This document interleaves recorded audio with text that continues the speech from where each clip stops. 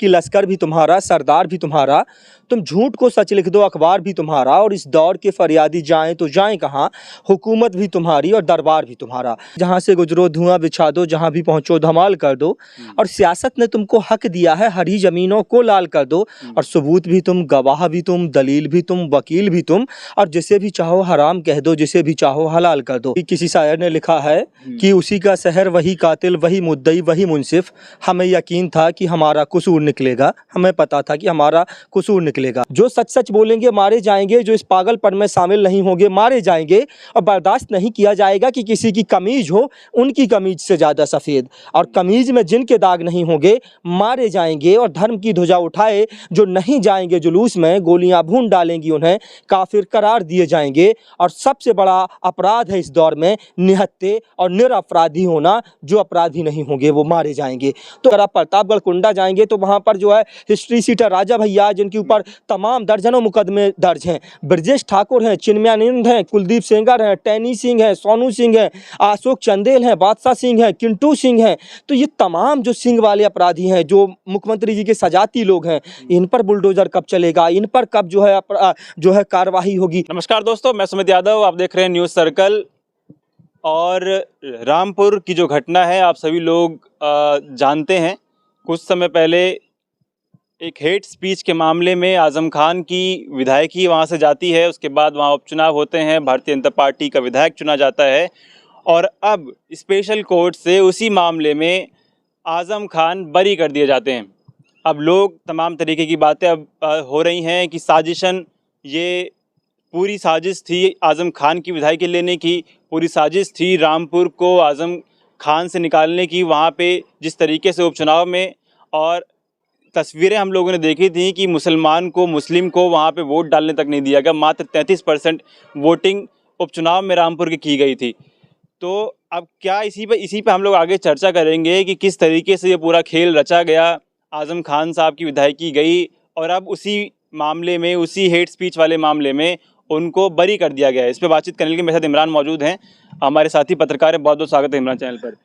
बहुत बहुत शुक्रिया आपके सभी दर्शकों का। तो क्या कहेंगे इस बारे में कि आज़म खान की जिस मामले में उनकी विधायकी छीनी गई थी, अब उसी मामले में अब उनको बरी कर दिया गया, विधायकी भी चली गई और मामले से बरी भी हो गए। बिल्कुल, कहना क्या है कि किसी शायर ने लिखा है कि उसी का शहर, वही कातिल, वही मुद्दई, वही मुंसिफ, हमें यकीन था कि हमारा कसूर निकलेगा, हमें पता था कि हमारा कसूर निकलेगा।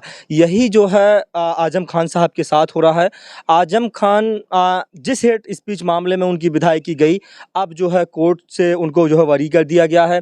तो एक शायर ने लिखा है कि जहाँ से गुजरो धुआं बिछा दो, जहाँ भी पहुँचो धमाल कर दो, और सियासत ने तुमको हक दिया है, हरी जमीनों को लाल कर दो, और सबूत भी तुम, गवाह भी तुम, दलील भी तुम, वकील भी तुम, और जिसे भी चाहो हराम कह दो, जिसे भी चाहो हलाल कर दो।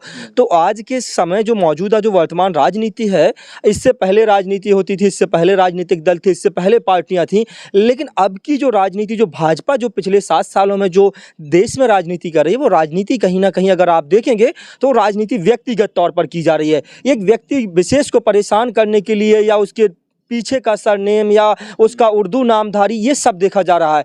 आज उत्तर प्रदेश में बुलडोजर किसके ऊपर चलेगा, ये खुद योगी आदित्यनाथ और जो सरकार है वो ये तय करती है कि उसके पीछे वाला जो सरनेम है, क्या वो यादव है, क्या वो कुर्मी है, क्या वो पटेल है, या वो उर्दू नाम वाला कोई जो है खान है, पठान है, कौन है, किसके ऊपर बुलडोजर चलेगा। तो ये पूरी तरह से संवैधानिक जो व्यवस्थाएं हैं उनका जो है दोहन किया जा रहा है, उनका हनन किया जा रहा है। तो किसी शायर ने कहा है कि लश्कर भी तुम्हारा, सरदार भी तुम्हारा, तुम झूठ को सच लिख दो, अखबार भी तुम्हारा, और इस दौर के फरियादी जाएं तो जाएं कहाँ, हुकूमत भी तुम्हारी और दरबार भी तुम्हारा। तो सही मायने में आज जो है भारतीय जनता पार्टी की जो सरकार है वो इसी तरह से जो है परेशान कर रही है, चाहे जो भी हो। इससे पहले आज़म खान हो, या फिर जो है अतीक अंसारी हो, मुख्तार अंसारी हो, या फिर तमाम और नेता हो, चाहे इरफान सोलंकी हो, या जो है कैराना से विधायक रहे हो नाहिद हसन हो, क्या सिर्फ जो है इन्हीं लोगों को, नाहिद हसन की जो बहन है हैं, इकरा और नाहिद विधायकी जीतने के बाद से अब तक जो है जेल में हैं। इरफान सोलंकी जो है जेल में हैं। आजम खान की विधायकी चली गई, उनको जेल भेजा गया। कई साल की जेल काटने के बाद जो है वो जेल से आए और उनको उसी जो है मामले में, जिस मामले में उनकी विधायकी गई, उनको जेल जाना पड़ा, उसी मामले में आजम खान जो है बरी हो जाते हैं। तो आप सोच के देखिए, अब्दुल्ला आजम की जो है विधायकी चली जाती है, आजम की विधायकी चली जाती है, तो आप देखिए कि किस तरह से जो है परेशान किया जा रहा है। ये अब्दुल्ला आजम का आपने जिक्र किया, क्योंकि रामपुर में अगर हम रामपुर की अगर बात करें तो आजम खान का वो जो दबदबा रामपुर में था वो अब कुछ समय से हम लोग ख़त्म होता हुआ देख रहे हैं। क्योंकि बीते उपचुनाव में चाहे वो अब्दुल्ला आजम की सीट पे हो, चाहे वो आजम खान साहब की सीट पे हो, किस तरीके से चुनाव हुए और वोट परसेंट अगर रामपुर में देखा तो हम लोगों ने देखा कि 33%, मात्र 33% वोट डाला गया और तस्वीरें आई कि मुस्लिम को मारा गया, वोट नहीं डालने दिया गया। तो ये लोकतंत्र की हम बात करते हैं, सबसे बड़ा लोकतंत्र भारत का है, तो उसमें ऐसी तस्वीरें आती हैं, तो क्या उस पर आप सुमित, लोकतंत्र की जब हम बात करते हैं, ये बात करते हैं कि हम विश्व की सबसे बड़ी लोकतांत्रिक व्यवस्था हैं, हम भारत में संविधान की जब दुहाई देते हैं और संविधान की बात करते हैं, तो कहते हुए कोई भी मतलब जो है नहीं होना चाहिए कि किस तरह से आज लोकतंत्र पर प्रहार किया जा रहा है, संविधान को जो है शर्मसार किया जा रहा है, तार तार किया जा रहा है। समझिए कि जो भारतीय जनता पार्टी के मुकाबले खड़ा हो रहा है, भारतीय जनता पार्टी से जो मुकाबला कर रहा है, जो टकरा रहा है, तो कहीं ना कहीं भारतीय जनता पार्टी उसके ऊपर इतने फर्जी मुकदमे लाद करके उसको जेल भेज दे रही है। तो कहीं ना कहीं राजेश जोशी की एक कविता है कि जो सच सच बोलेंगे मारे जाएंगे, जो सच सच बोलेंगे मारे जाएंगे, जो इस पागलपन में शामिल नहीं होंगे मारे जाएंगे, और बर्दाश्त नहीं किया जाएगा कि किसी की कमीज हो उनकी कमीज से ज़्यादा सफ़ेद, और कमीज में जिनके दाग नहीं होंगे मारे जाएंगे। और धर्म की ध्वजा उठाए जो नहीं जाएंगे जुलूस में, गोलियां भून डालेंगी उन्हें, काफिर करार दिए जाएंगे। और सबसे बड़ा अपराध है इस दौर में निहत्थे और निरपराधी होना, जो अपराधी नहीं होंगे वो मारे जाएंगे। तो आज के समय यही हो रहा है। भारतीय जनता पार्टी की जो सरकार है वो तय करती है, कोई भी न्यायिक व्यवस्था, संवैधानिक व्यवस्था ये तय नहीं करती है। ये जो पूरा हक और अधिकार है वो केंद्र की मोदी और सूबे की योगी सरकार के पास है। कौन अपराधी है, किस पर बुलडोजर चलाना है, कौन अपराधी है, किसका इनकाउंटर करना है, ये सारी चीज़ें जो भारतीय जनता पार्टी के हाथ में है। अब भारतीय जनता पार्टी कर रही है।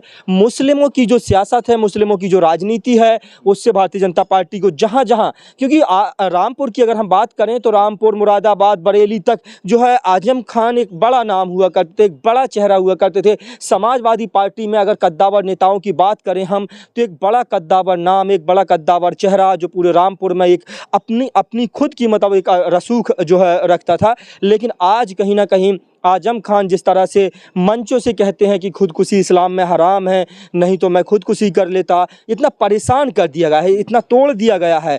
तो यही किया जा रहा है। क्या उत्तर प्रदेश में सिर्फ अफरादी और माफिया सिर्फ एक जाति के लोग हैं, एक धर्म और मजहब और पंथ संप्रदाय के लोग हैं? क्या उत्तर प्रदेश में सिर्फ मुस्लिम माफिया दिखाई देते हैं? क्या उत्तर प्रदेश में यादव माफिया हैं?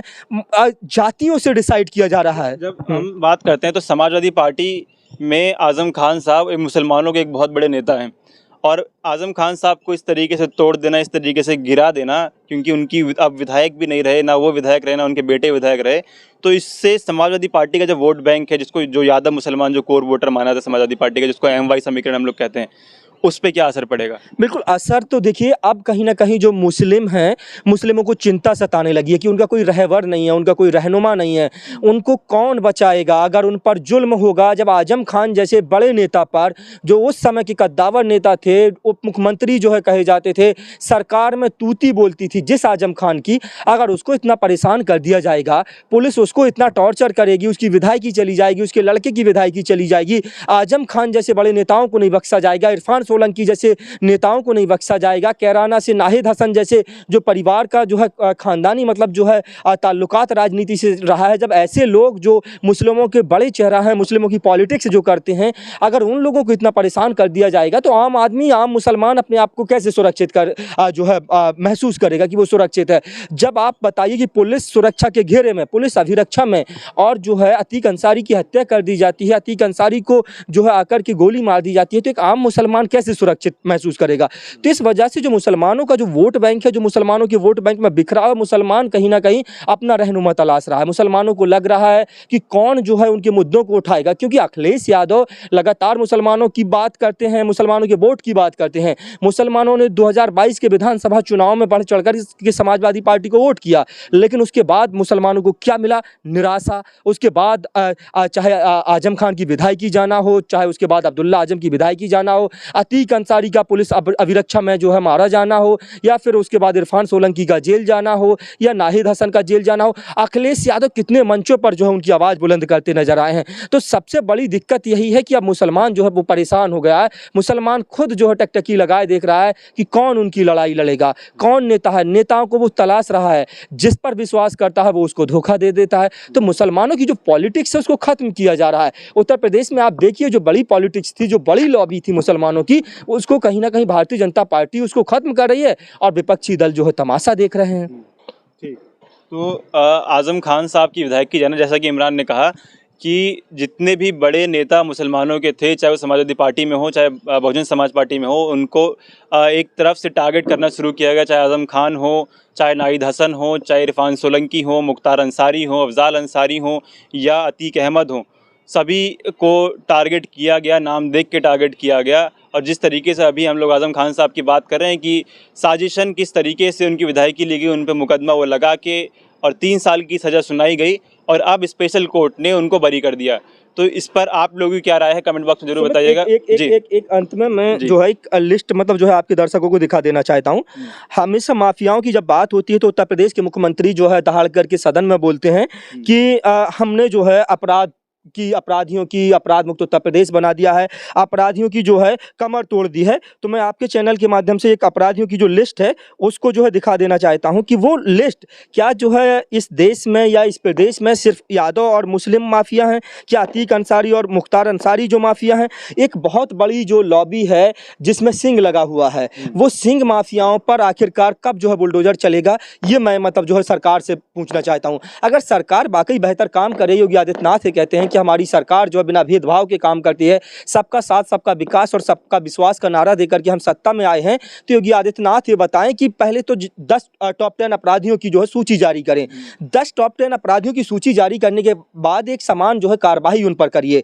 मैं जिस इलाहाबाद में अतीक अंसारी को जो है सरेआम गोली मार दी जाती है, मैं अतीक अंसारी का पक्ष, अतीक अहमद का पक्ष नहीं ले रहा हूँ। अतीक अहमद को गोली मारी गई, लेकिन पुलिस अभिरक्षा में, इस देश में कोर्ट है, न्यायपालिका है, न्याय व्यवस्था है, उसके बावजूद जो है आकर के जय श्री राम का उद्घोष करके कुछ लड़के आकर के गोली मार देते हैं। तो वहीं जो है वहां से 250 किलोमीटर की दूरी पर धनंजय सिंह है, जिसके ऊपर जो है कोर्ट ने भगोड़ा घोषित किया, जिसके ऊपर जो है 20-25 हज़ार का इनाम घोषित किया गया, और वो पुलिस अभिरक्षा में जो है क्रिकेट खेलता है।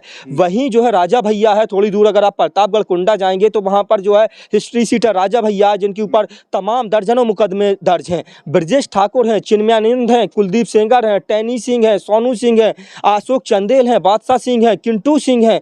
तो ये तमाम जो सिंह वाले अपराधी हैं, जो मुख्यमंत्री जी के सजाती लोग हैं, इन पर बुलडोजर कब चलेगा, इन पर कब जो है कार्रवाई होगी? तो कार्रवाई अगर आप नहीं करते हैं, जाति मजहब या जो संप्रदाय देख के नहीं करते हैं, तो करिए कार्रवाई, निकालिए, एक लिस्ट जारी करिए, 10 अपराधियों की लिस्ट जारी करिए और उसके बाद सब पर एक समान कार्रवाई करिए। मुझे अतीक अहमद से हमदर्दी नहीं है, लेकिन उसके बाद आप कोर्ट कचहरी का काम जब आप ठोको नीति से करेंगे, आप ये कहेंगे कि मतलब जो है माफियाओं को मिट्टी में मिला दूंगा, तो कौन से आप बता देते ना किन माफियाओं को मिट्टी में मिला देंगे? यादव और मुस्लिम माफियाओं को मिट्टी में मिला देंगे आप? सिर्फ आपको रमाकांत यादव जो है माफिया दिखाई देते हैं, आपको जो है यहाँ पर अतीक आजम और जो है मुख्तार माफिया दिखाई देते हैं, बाकी तो आप आंखें बंद कर लेते हैं। तो ये जो दोहरी मानसिकता है, और जिस तरह से मैंने पहले ही आपसे बताया था कि ये पूरी तरह से बदले की भावना के तहत जो है कार्रवाई की जा रही है। जो इनसे लड़ने की कोशिश करता है, इनको लगता है मजबूत है, ये हमसे लड़ लेगा, उसको ये खत्म कर रहे हैं पूरी तरह से। तो अब राजनीति पहले जो है विचारधाराओं की लड़ाई होती थी, लेकिन भारतीय जनता पार्टी जब से सत्ता में आई है तो उस राजनीति को कहीं ना कहीं भारतीय जनता पार्टी ने व्यक्तिगत रूप दे दिया है, और आज जो है राजनीति वो व्यक्तिगत हो गई है।